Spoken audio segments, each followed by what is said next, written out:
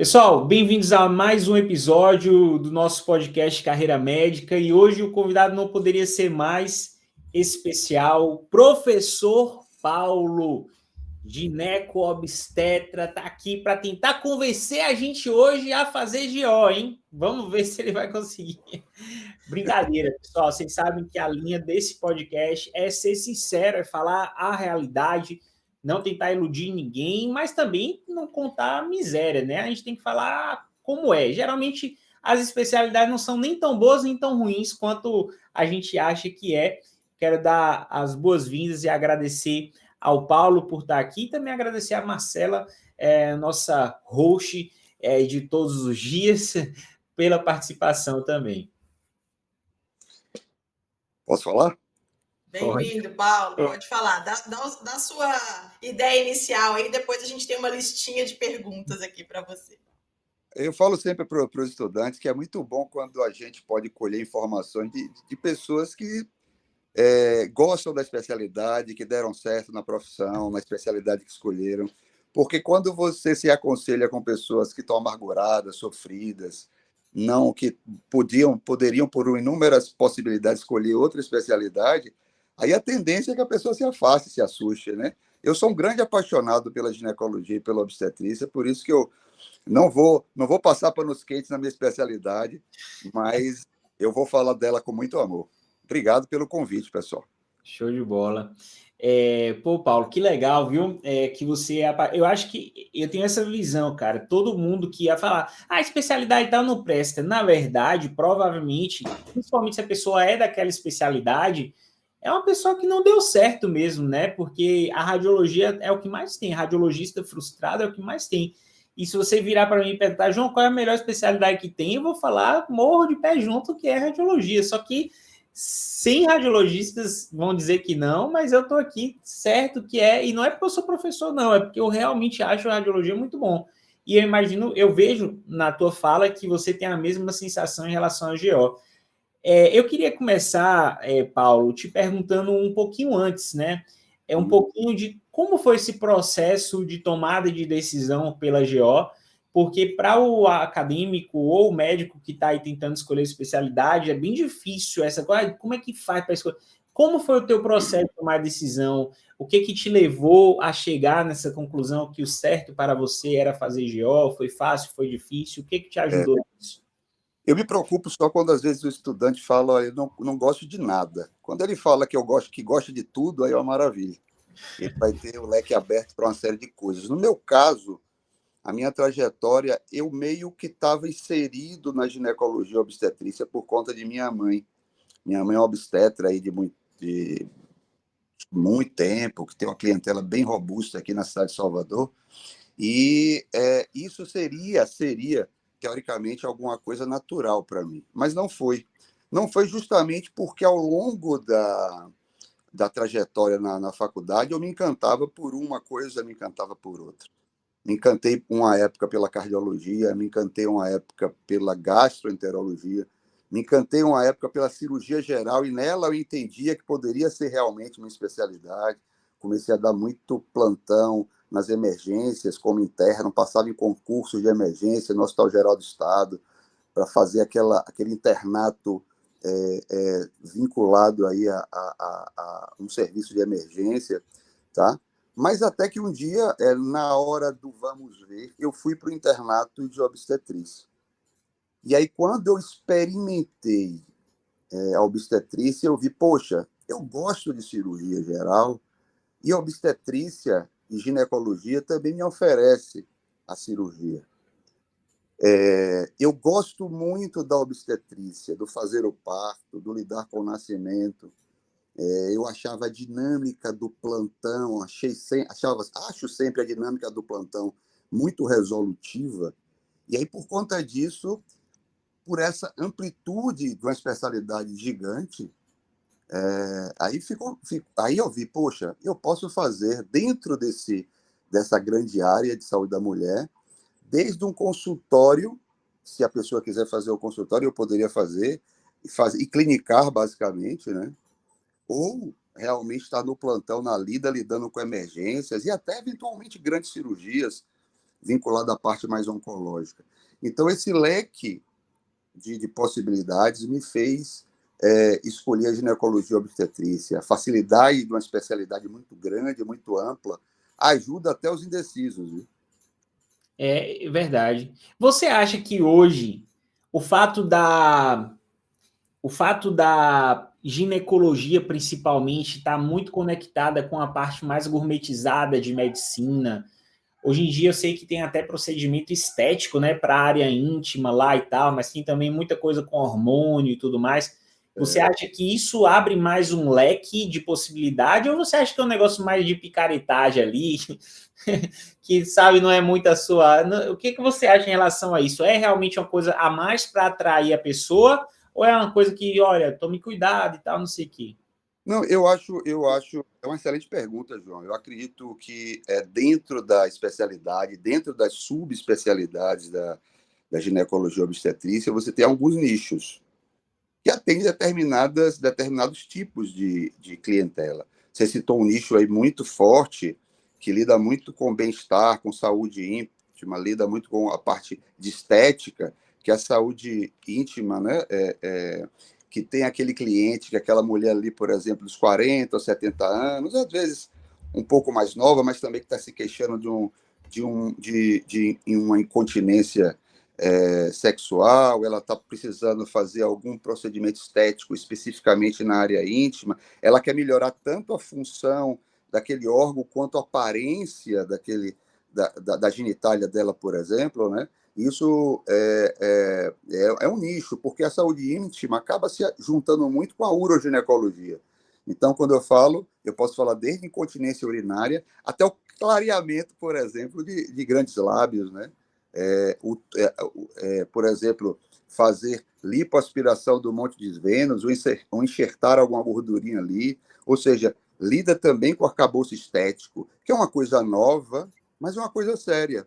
Ela não está naquela, vamos dizer assim, coisa nebulosa do charlatanismo, não. Muito pelo contrário, tem pessoas muito sérias, muito capacitadas trabalhando nesse nicho.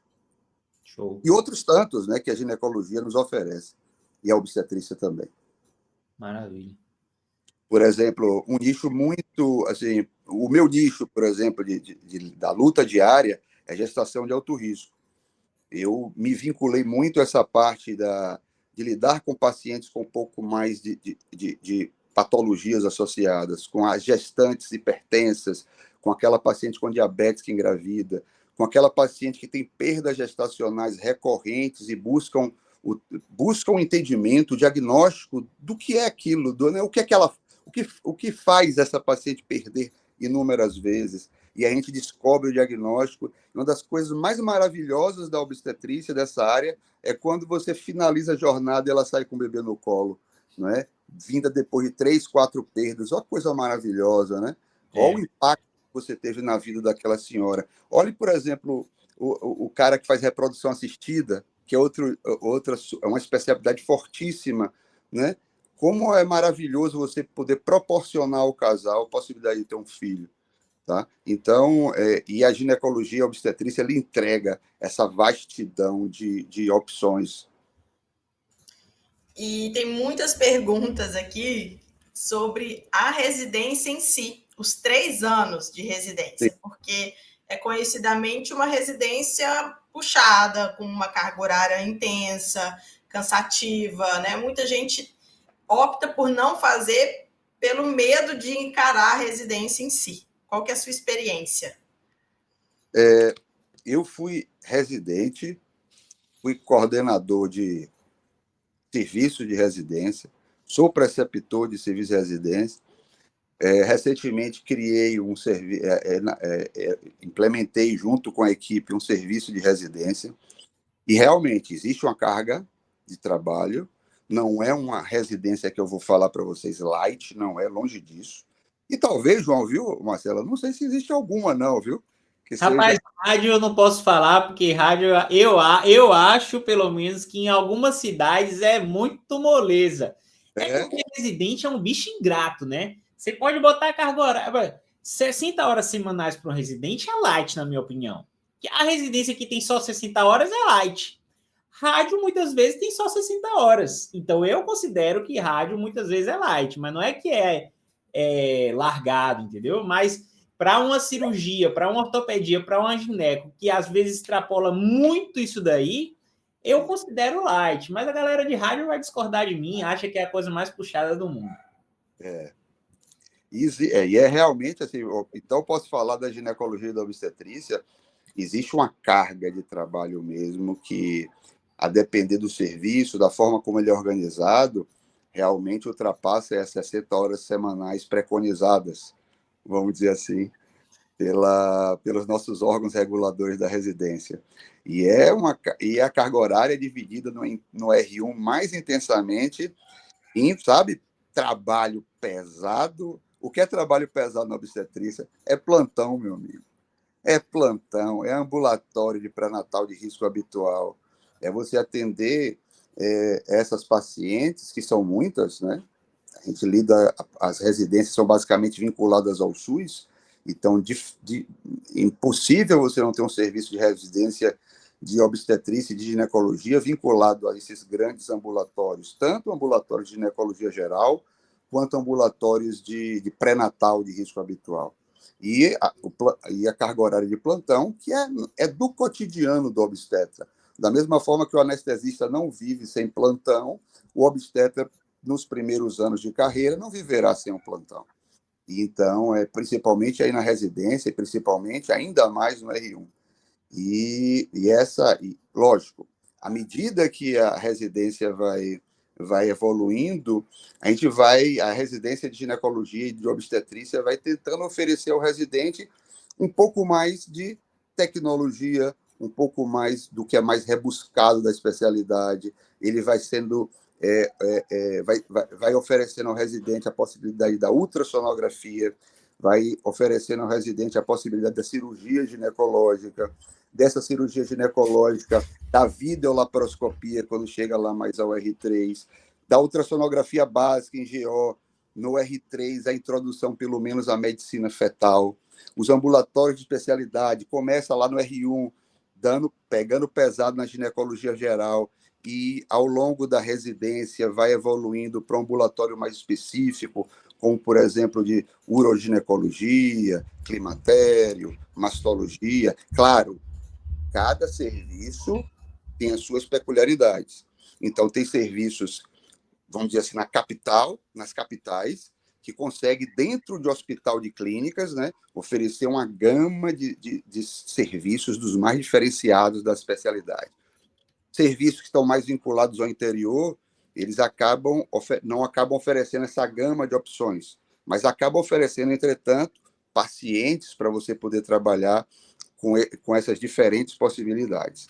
Então, isso também tem essa diferença, né? Aonde você faz a residência pode lhe oferecer uma amplitude, uma possibilidade maior de opções, né? De expertises, diferente de uma residência que está mais vinculada no interior, numa cidade não tão referência, vamos dizer assim. Você acha que para a formação moderna, o ginecobstetra moderno, é melhor, então, estar mais ao grande centro ou o interior está tudo bem? Sendo assim, sincero para quem está do outro lado e para quem vai estudar para passar no melhor lugar possível, qual seria a tua recomendação? Se você puder escolher, você acha melhor o quê para esse cara? Outra pergunta extremamente interessante, desafiadora para quem escolhe a residência médica. Eu acredito muito na possibilidade que, quanto mais você puder experimentar da sua especialidade, melhor. Tá? Então, quando um serviço ele está numa capital de referência, num hospital de referência, e acaba lhe oferecendo do básico ao altamente rebuscado e tecnológico, mesmo que você, residente, só tenha acesso a poucos procedimentos daquilo mais específico, daquilo de alta tecnologia, ainda assim interessante, tá? Para você poder escolher, ter possibilidade de escolha. Além, meu amigo, se você, por exemplo, está lá, João, está lá, Marcela, no serviço, que lhe entrega cirurgia robótica, você, às vezes, está do lado do papa da cirurgia robótica da ginecologia ou de sua especialidade.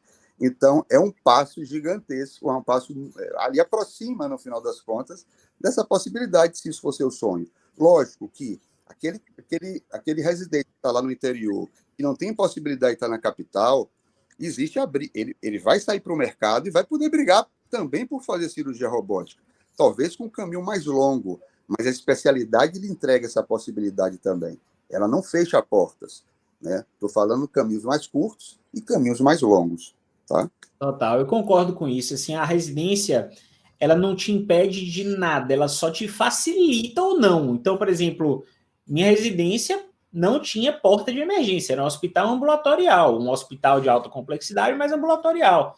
Me impediu de sair da residência sabendo mais emergência do que todo o resto? Não, porque eu fui lá e corri atrás, tive muito mais trabalho do que quem tem uma residência em hospital de emergência, mas foi totalmente possível. Acho que é por essa linha aí, né? Você não pode, não tem na minha residência, eu vou deixar para lá. Não, não é bem assim. Faz um estágio, faz um opcional, se vira nos 30, faz mais um ano de fellow aí no que você quer.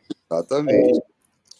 Eu gosto muito dessa ideia, porque não existe uma residência médica que vai ter tudo, que vai te entregar tudo, você vai sair pronto. Cada uma vai ter prós e contras e você é responsável por correr atrás das deficiências, de forma que você consegue fazer, agir, executar de forma que daqui a 3 anos você seja um profissional completo, mais completo possível, né? Mas isso depende muito de cada um, né? De cada residente. Desculpa, Marcelo, para você continuar, só para completar o raciocínio. Mas então por que existe concorrência maior para instituição maior? Porque tem instituições que têm menos deficiências. É por isso que tem instituições que têm pessoas que estão ali, que têm um nome maior no mercado e tal, mas não quer dizer que porque você fez numa instituição que não tem tanto nome ainda, que você necessariamente vai ser um mau profissional. Embora, naturalmente, se tem um cara com o mesmo nível que você, que gosta de estudar igual a você, que não sei o quê, ou uma mulher, né? E ele passa numa instituição melhor, a chance dele de se inserir melhor no mercado é maior que a tua, óbvio. É por isso que tem que estudar para passar no melhor lugar possível, porque você está saindo atrás. Não é que você não possa tirar esse... Você pode, mas você está saindo atrás. Então, assim, se pega uma pessoa que está partindo na tua frente e ela é igual a você, quem é que tem mais chance de chegar primeiro? A pessoa. Então, você tem que trabalhar, estudar para passar no melhor lugar que você puder. Então, o que a gente está falando é o seguinte, não é para você relaxar e achar que está tudo bem passar em qualquer lugar, não. É para você entender que, mesmo que você não tenha passado no lugar que você sonhou, talvez, você tem total condição de ainda correr atrás e chegar até a carreira que você quer ter, beleza? Exatamente. E tem instituições que lhe entregam branding dela, né? A gente não pode deixar... Não é isso, né?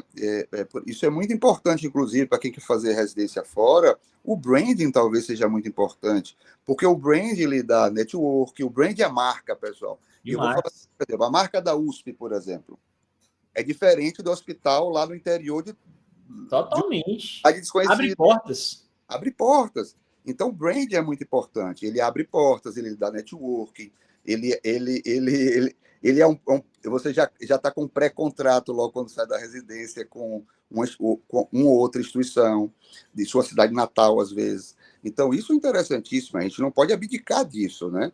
E tem gente que é pragmático a ponto de... Eu sei que tem residentes, estudantes médicos aí que são ultra pragmáticos e fazem todo o cálculo da carreira já do início. Isso é muito interessante. E pensando nisso, mas mesmo aquele cara que passe numa instituição que seja desconhecida, ele vai entrar e ele não pode entrar sem querer brigar pelo lugar dele ao sol. Exatamente. Se você entra achando que você não vai brigar, aí a tendência é que você fique fadado ao ostracismo. Fica para trás, né? Em qualquer profissão. Imagina a profissão ultra concorrida, que é a medicina, que a gente sabe que nos próximos anos ficará ainda mais concorrida. Então, passou na USP ou passou no local menos famoso, entra no mercado com a faca no dente para brigar. Total. E para vencer na vida, né? Paulo, você falou sobre plantão. E eu quero te perguntar uma coisa. Eu sei que tem que dar muito plantão durante a residência e nos primeiros anos. Na ortopedia também é assim, que é a minha especialidade. Mas você consegue falar, assim, quantos anos os seus colegas ou os seus residentes que você vê, quantos anos eles têm que continuar dando plantão? Por exemplo, eles vão dar plantão para o resto da vida? Ou por 10 anos, 20 anos, depois de formar na especialidade? Para o pessoal ter uma ideia do que espera, o que eles podem esperar ali. Marcelo, excelente pergunta também, porque eu tento, às vezes, arrefecer um pouco essa ideia que o estudante entende, que é falar assim, olha, quando chegar com 40 anos, eu vou trabalhar de segunda a sexta-feira, de 8 às 18, e pode ser que aconteça, não tô, mas não é o comum, tá? Não é o comum. Na ginecologia, é, a, a, a probabilidade de você dar plantão, principalmente quem trabalha com obstetrícia, é aí pelo menos até os 45, 50 anos. Claro que projeto de carreira você pode começar a organizá-lo do início. Então, isso são as decisões que você toma ao longo de sua vida. E no entendimento que, olha, não vou dar plantão até tanto tempo. Mas, assim, o que eu vejo é que muitos colegas que têm, por exemplo, 45, 50 anos, ainda assim estão vinculados pelo menos em um plantão de 12 ou um plantão de 24 por semana. Também não é como no início, né? No início, por exemplo, eu dava 60 horas de plantão por semana. Ou seja, eu tinha saúde, eu tinha necessidade de sobreviver, eu estava pegando vários plantões para ver qual era melhor. E aí experiência depois, também, né? E aí eu fui selecionando, poxa, esse daqui eu já vou abdicar, vou preferir esse daqui que me dá mais segurança profissional. E aí eu fui selecionando, até o momento que eu, particularmente, devo ter aí 5, 6 ou 7 anos que não dou plantão. Eu vou fazer 50 anos, então 49. Então, meio que eu abandonei o plantão relativamente jovem, porque eu projetei minha carreira para esse fim. Agora, respondendo objetivamente, a maioria dos obstetras, boa parte deles ainda assim continuam dando plantão em torno após 45 anos, tá? Isso sim. E, assim, a gente vê que tem várias áreas que você pode caminhar depois de fazer a residência de ginecologia e obstetrícia, né? Então, você pode ficar só como obstetra, pode ir para gineco, operar tumor, você pode ir para fetal, pode fazer ultrassom, pode trabalhar com endometriose. Essa é uma visão que eu tenho como médica, que não sou obstetra, sou ortopedista, de várias opções. Você conseguiria listar algumas das opções, assim, para o pessoal saber o que eles podem trabalhar depois de fazer a gineco? Isso. Tem aquelas subespecialidades que elas são reconhecidas pelo CFM, né? Então, por exemplo, a endoscopia ginecológica, a histeroscopia e a videolaparoscopia ginecológica. Pô, um nicho muito bom, um nicho que você consegue ter procedimento, que é o que, no final das contas, incrementa muito a renda do ginecologista obstetra, né? O obstetra vive de parto, o ginecologista e cirurgião vive das cirurgias, principalmente aquelas relacionadas a miomatose uterina, a histerectomia, a miomectomia, etc. Tá? Então, existe essa especialidade, essa subespecialidade reconhecida. Outra, como você falou, é a medicina fetal. Tá? E o nicho, basicamente, do ultrassonografista que se especializa para cuidar do bebê intraútero, né, fazendo diagnósticos mais complexos, avaliando a vitalidade fetal, fazendo procedimentos invasivos naquela criança também. Isso, dentro do útero, é uma subespecialidade. A reprodução humana, tá? Então, lidar com a possibilidade da concepção assistida, da reprodução assistida, a sexologia, e aí tudo que diz respeito à saúde sexual do casal, e a ultrassonografia ginecológica e obstétrica básica, tá? Ou seja, existe a subespecialidade de ultrassonografia de GO, existe a subespecialidade de medicina fetal, que é... E aí você tem outras que elas estão muito relacionadas ao mercado, mas, do ponto de vista de CFM, carece ainda de uma lista oficial. Uroginecologia, a oncoginecologia, endocrinologia ginecológica, a patologia do trato genital inferior. E aí, observe como a gente vai ampliando cada vez mais o leque dessa especialidade que é gigantesca. E aí, se eu ampliar mais ainda, Marcela, eu vou falar de nichos, né? Pô, nicho é o que a gente vive do ponto de vista metodológico, né? E antigamente a gente não tinha muito isso, entender como é que anda o mercado. E fazia especialidade, vamos lá. Mas a própria gestação de alto risco, eu acho que ela chega a ser uma subespecialidade, né? Ela é subespecialidade não reconhecida pelo CFM, mas ela tem um nicho. Sim. Entendeu? Entendi. A paciente procura porque eu lido com esse perfil de paciente. Por exemplo, tem obstetras que gostam muito do parto humanizado, sabe? Desde o parto domiciliar até o parto com técnicas relacionadas à humanização. E tem um nicho, tem pacientes que procuram esse grupo de colegas para fazer esse tipo de parto. Tem, por exemplo, a ginecologia endócrina, desde aquela paciente climatérica que precisa de reposição hormonal, e aí outras reposições hormonais que oferecem qualidade de vida e bem-estar àquela senhora, àquela mulher, tá? E aí você começa a trabalhar. João iniciou perguntando saúde íntima. Poxa, então, assim, desde assim, questões da plástica ali, vaginal, passando, por exemplo, por procedimentos estéticos, como clareamento da genitália e outras tantas, reconstituição imenal, ó, por aí, coisa específica que atende um grupo específico de clientes, vou falar assim, que tem o sonho, né, de ter o rímen reconstituído, porque tiveram um novo relacionamento, porque assim querem ter. Então, adolescentes, ó, por aí, não, ó, ginecologistas que só trabalham com adolescentes. Que nicho específico? Como você precisa falar essa linguagem que nem todo obstetra domina, se comunicar com esse perfil de paciente que nem todo ginecologista domina, né? Fazendo quase... Ginecologista tem que fazer quase dancinha no TikTok para esse grupo, né?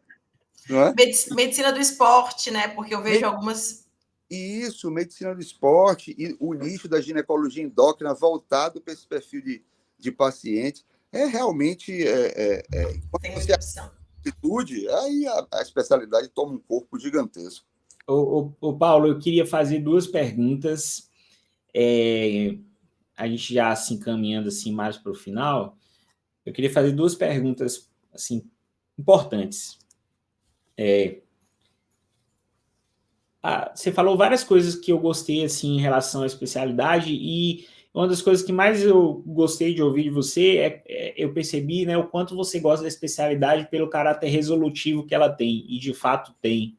Talvez seja uma das mais resolutivas da ginecobstetrícia mesmo, principalmente a parte de obstetrícia. Mas eu queria que você trouxesse para a galera que está pensando em GO, o que seriam os pontos negativos mais importantes que ele deveria considerar antes de tomar essa decisão, para ele saber o que ele vai ter que lidar ao longo da vida dele.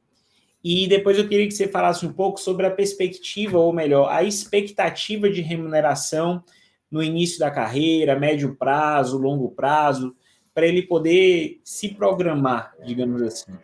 Tá, perfeito. Então, assim, eu acho que uma das grandes questões que a gente precisa levar em consideração e orientar as pessoas que estão buscando essa especialidade é entender que não é especialidade que se trabalha pouco. É uma especialidade que se trabalha muito.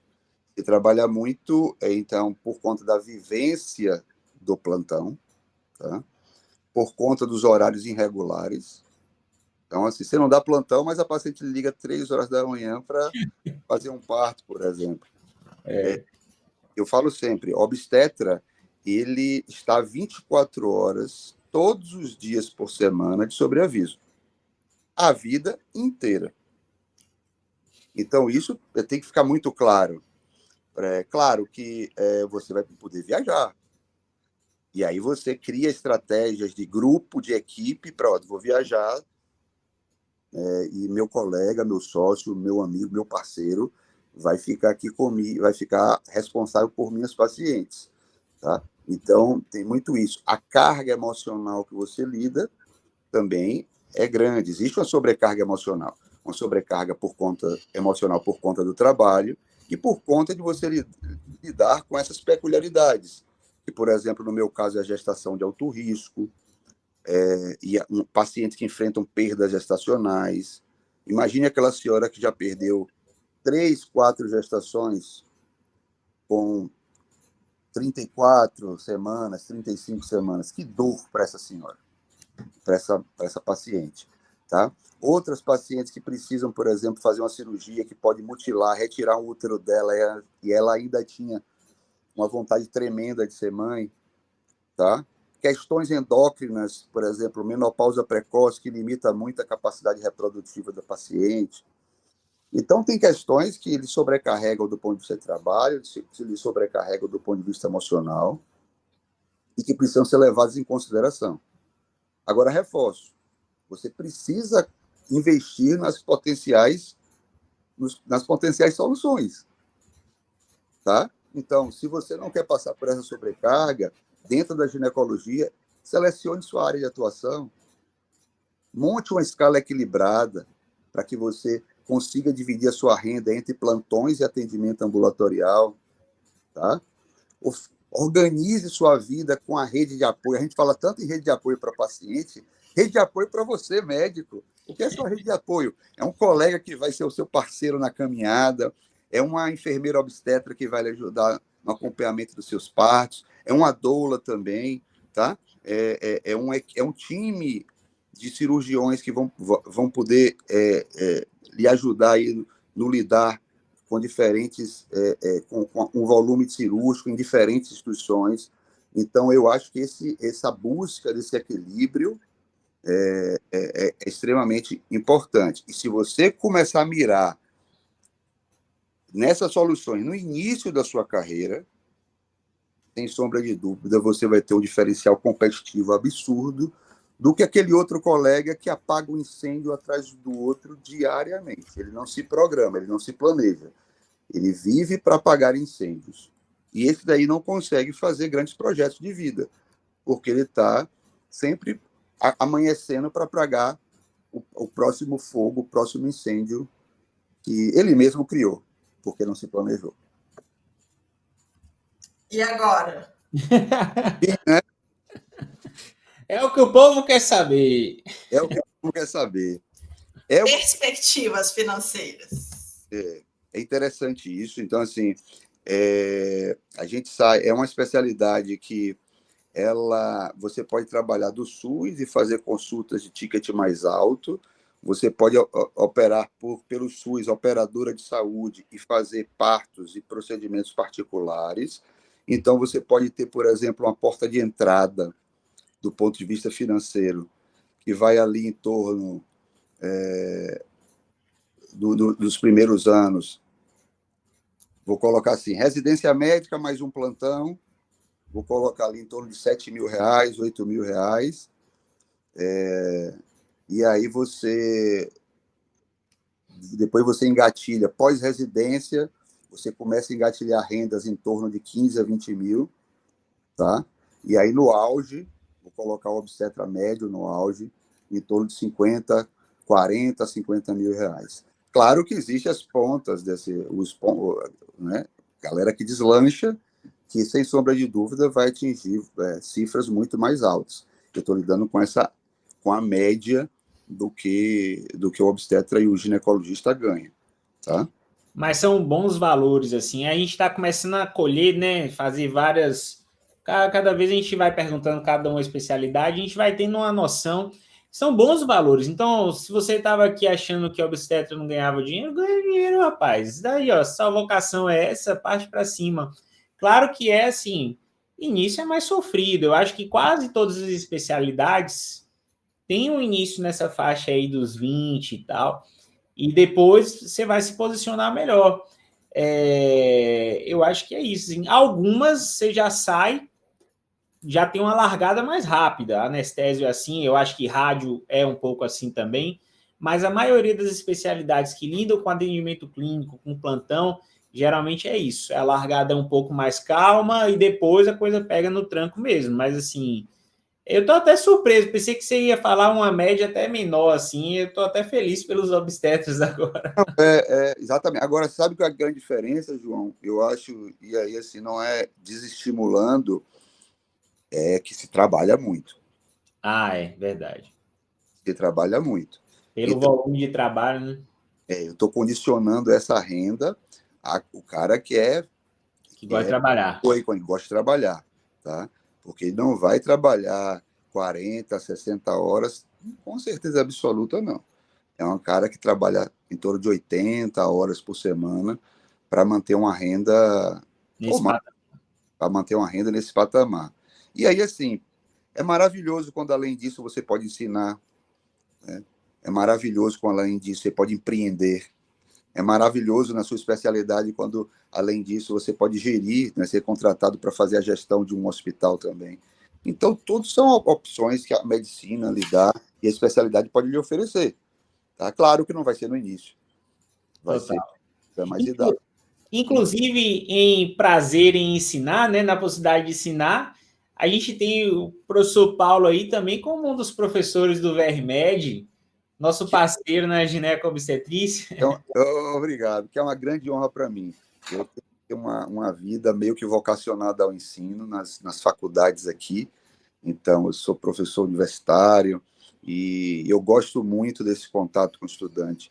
Eu gosto muito de poder compartilhar com esse perfil de pessoa a experiência que a gente vem adquirindo ao longo dos anos, né? E é muito legal quando, depois dessa jornada, eles me encontram. Ontem mesmo eu estava fazendo um parto, encontrei, professor, eu fui seu aluno. Olha que maravilha, bicho. E a possibilidade que o VRE Médio vai ter que me oferecer de sair daqui de Salvador e ir para o mundo. É, E quando eu viajo para Dubai, eu encontre alguém, João. vai acontecer, pode ser. Vai. É isso aí, que bom. Obrigada, foi ótimo. Ô, pessoal, eu que agradeço, viu? Muito obrigado, primeiro, por essa oportunidade, não só de estar aqui falando para eles, mas a oportunidade de fazer parte do grande projeto que é o VR Med. E assim, e contar um pouquinho dessa especialidade que eu amo e que com certeza eu vou tentar oferecer o meu máximo aí nas aulas e nesse projeto maravilhoso. Muito obrigado, viu? Fiquem com Deus todos. Amém. Valeu, Paulo. Tchau, Cela. Até a próxima. Até a Ah, próxima, galera. Botem aí nos comentários o que vocês acharam. Se ficou dúvida que a gente não respondeu, depois a gente manda para o Paulo, ele responde, a gente bota aí para vocês. E fiquem atentos aos próximos episódios. A gente vai fazer aqui, ó. Ainda tem muita especialidade para a gente ver. Então se inscreve no canal se não inscreveu e dá o like aí também, tá? Até a próxima. valeu. Valeu.